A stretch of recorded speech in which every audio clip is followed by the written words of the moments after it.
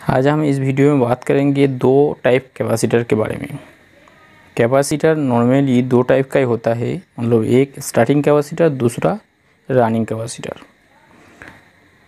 Starting capacitor machine को start करने के लिए होता है, मतलब स्टार्ट करने के बाद वो रिले द्वारा या सेंट्रीफ्यूगल स्विच के द्वारा उसको अलग किया जाता है। और रनिंग कैपेसिटर जो होता है वो जहाँ पे ज़रूरत होता है वो वहाँ पे मशीन स्टार्ट होने के बाद उसको अलग किया जाता है, और नहीं तो मशीन का स्टार्टिंग कॉइल के साथ लगा हुआ रहता है। कैपेसिटर क्यों यूज़ होता है? कैपेसिटर यूज़ होता है मोटर या कोई भी चीज़, जिस चीज़ के लिए कैपेसिटर यूज़ होता है वो मोटर जब 75% रन कर जाता है तब वो सेंट्रीफ्यूगल स्विच की द्वारा उसको अलग किया जाता है या मोटर के साथ वो लगा रहता है। मतलब मोटर को स्टार्ट करने के लिए कैपेसिटर यूज़ होता है। जैसे यहाँ पे दो टाइप का कैपेसिटर है। ये जो कैपेसिटर है ये रेफ्रिजरेशन फील्ड में ज़्यादा यूज़ होता है, और ये जो कैपेसिटर है ये एचवी कैपेसिटर भी बोलते हैं इसको, ये माइक्रोवेव में ज़्यादा यूज़ होता है। तो दोनों का चेक करेंगे कि कैपेसिटर किस तरह चेक करते हैं मल्टीमीटर से, वो आज हम देखेंगे। तो चेक करने के लिए आपको इस टाइप का एक मल्टीमीटर ज़रूरत पड़ेगा। मतलब कैपेसिटर उस पर आप मतलब कैपेसिटर मापा जाता है, उस हिसाब से मल्टीमीटर आपको यूज़ पे लेना पड़ेगा। जैसे पहले इसको मल्टीमीटर को सेट करेंगे कि कैपेसिटर चेक करने के लिए जो यूज़ होता है उस पर, जैसे यहाँ पे एनएफ लिखा हुआ है, मतलब यूएफ भी लिखा होता है, लेकिन ए मीटर में जो है वो एनएफ में दिया हुआ है। तो उस हिसाब से इसको चेक करेंगे। इसका लाइट ऑफ कर देते हैं, क्योंकि लाइट ऑफ नहीं करेंगे तो ये दिखता नहीं बराबर। तो मीटर को एनएफ पे सेट कर देने के बाद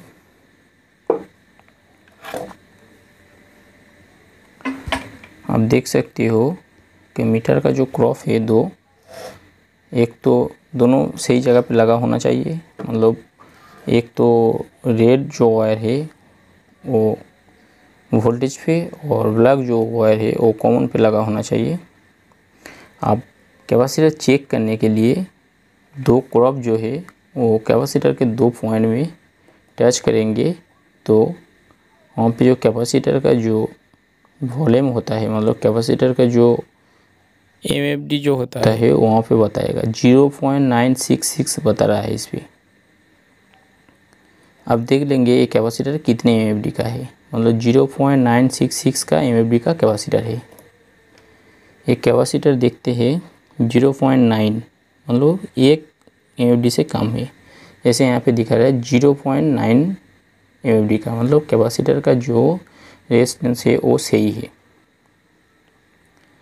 अब यहाँ पे और एक चीज़ लिखा हुआ है, ये कैपेसिटर यहाँ पे 10 ओम्स, मतलब इसका अंदर दो पॉइंट के साथ एक रेजिस्टेंस लगा होता है, 10 ओम्स का है।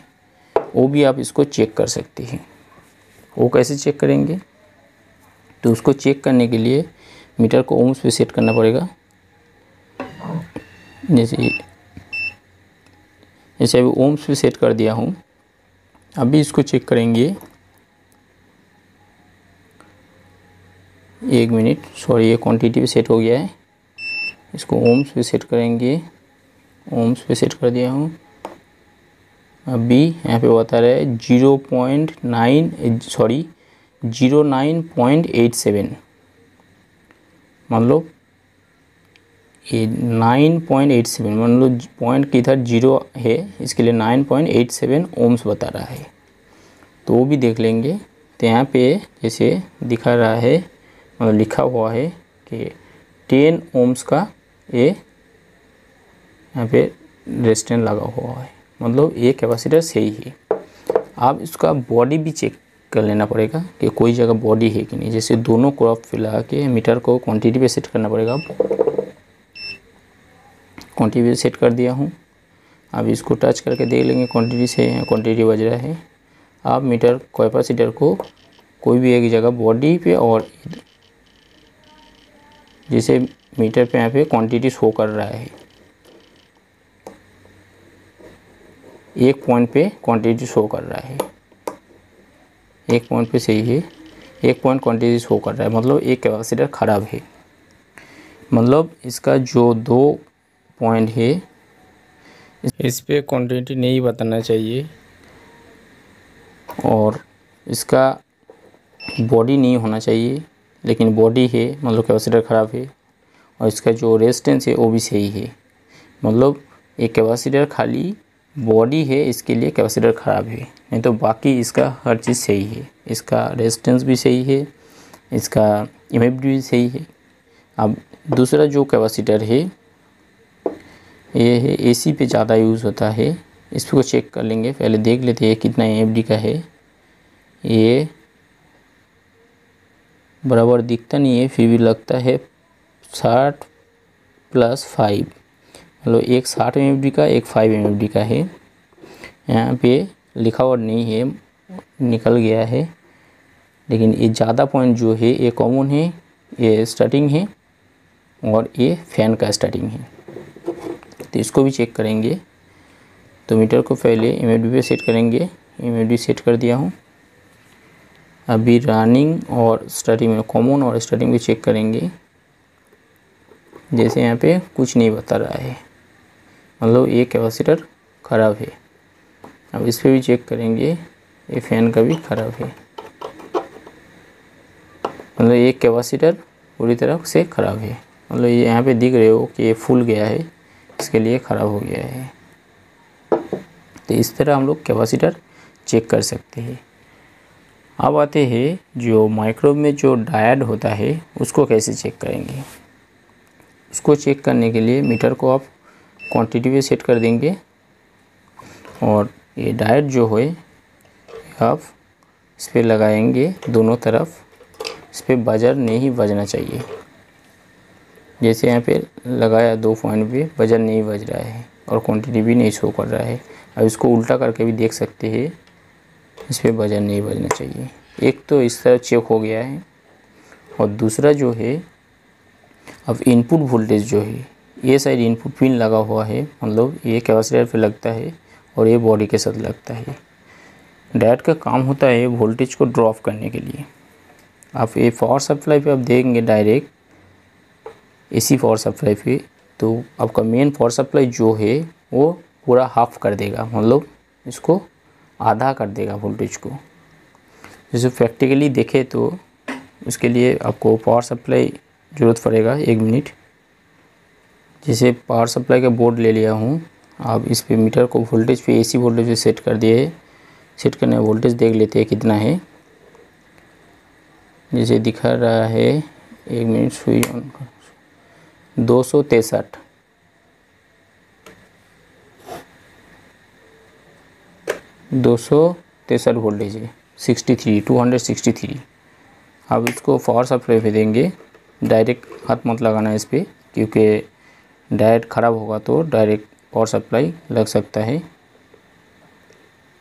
सॉरी, 1 मिनट, इस पर नहीं लग रहा है, तो कोशिश करेंगे दूसरी चीज़ से लगाने के लिए।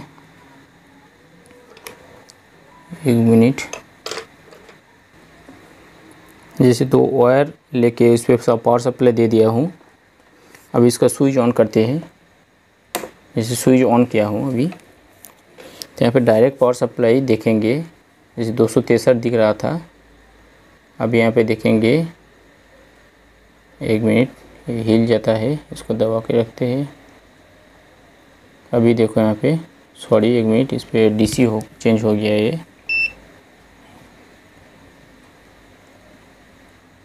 एक पावर सप्लाई इस पे दे दिया हूँ और एक इस पे टच करता हूँ, तो देखो 263 बता रहा है।